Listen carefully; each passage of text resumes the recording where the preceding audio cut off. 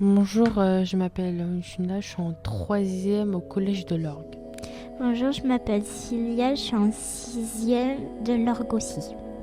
Bonjour, je m'appelle Laurie Lanier, je suis l'infirmière du collège, des écoles et aujourd'hui on est là pour vous parler de l'importance du sommeil.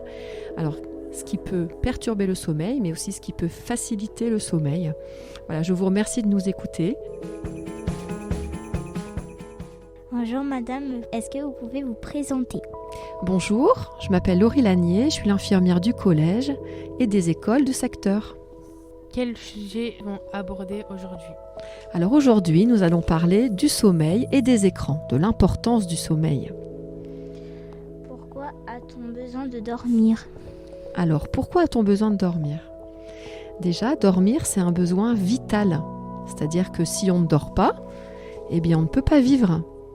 C'est comme respirer, manger. Voilà, c'est un besoin vital. Ensuite, pendant la nuit, le cerveau range toutes les informations, ce qui permet d'aider à la mémorisation, à la concentration, à apprendre les choses et à avoir des meilleurs résultats à l'école.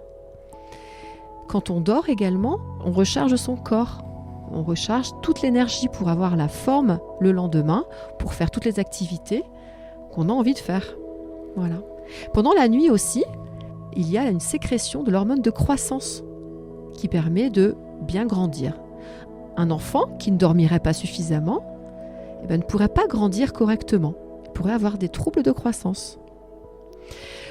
Dormir, ça permet aussi d'être en meilleure santé. Quelqu'un qui ne dort pas bien peut tomber facilement malade.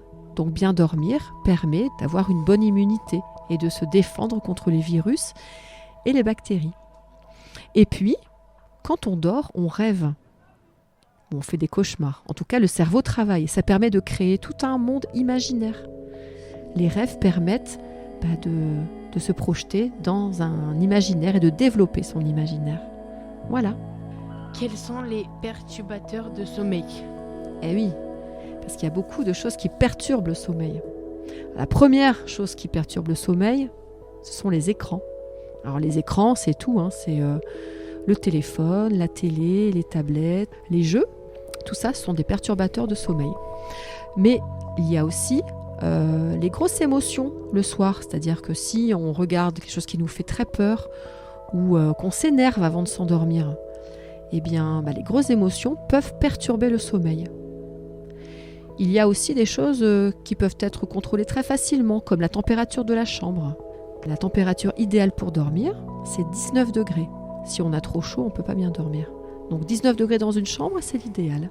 De combien d'heures de sommeil a-t-on besoin À l'adolescence. à l'adolescence? Oui, parce qu'en fait, le nombre d'heures de sommeil dépend aussi de son âge.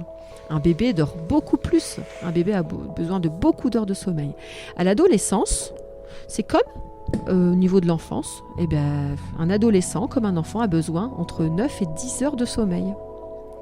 Par contre, la particularité de l'adolescent, c'est que le sommeil est un petit peu décalé.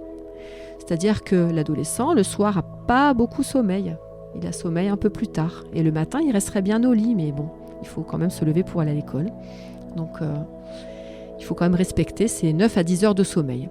Si on veut garder 10 heures de sommeil, c'est-à-dire que si on se lève le matin à 7 heures pour aller au collège, eh bien, il faut qu'à 21 heures, on soit au lit pour avoir ces 10 heures de sommeil. Pouvez-vous m'expliquer ce que c'est les 4 pas? Ah, alors les 4 pas, la notion des 4 pas. C'est une notion qui est très importante. En fait, ce sont des recommandations pour être en bonne santé. Donc, les 4 pas, c'est pas d'écran le matin, pas d'écran le midi en mangeant, pour manger en pleine conscience et avoir conscience de ce que l'on mange et de sa satiété. C'est pas d'écran dans la chambre pour qu'il puisse y avoir un contrôle parental, pour pouvoir contrôler ce que l'enfant regarde et aussi le temps d'écran. Parce que quand on est enfermé dans sa chambre, on ne peut pas trop contrôler le temps que l'enfant reste sur les écrans. Et puis le dernier pas, c'est pas d'écran le soir. On dit qu'il faut arrêter les écrans 30 minutes avant d'aller se coucher. Très important. Qu'est-ce qui peut aider à bien dormir? Qu'est-ce qui peut aider à bien dormir? Parce que là, on a vu les perturbateurs de sommeil. Mais il y a aussi des choses qui facilitent le sommeil. Alors, qu'est-ce qui peut aider le sommeil? Eh bien déjà, d'avoir une bonne température dans la chambre. Donc on a dit 19 degrés dans la chambre. Qu'est-ce qui peut aider aussi? On avait parlé de la musique éventuellement, de lire un livre, d'avoir une activité calme avant de s'endormir. Ça peut vraiment aider à s'endormir, d'avoir des rituels de sommeil. Donc d'avoir des habitudes, c'est-à-dire quand on va se coucher, on se brosse les dents, on va aux toilettes, on passe un moment calme dans la chambre, on fait une activité calme et puis on s'endort plus facilement. Et puis aussi penser à des choses positives éventuellement. Tout ça, ça peut aider au sommeil. Donc dormir, c'est très très important. C'est vital, ça permet d'être en bonne santé. À n'importe quel âge, le sommeil, c'est très important. Au revoir, on vous remercie de nous avoir écoutés. Merci, au revoir et à bientôt. Merci beaucoup d'écouter. Au revoir.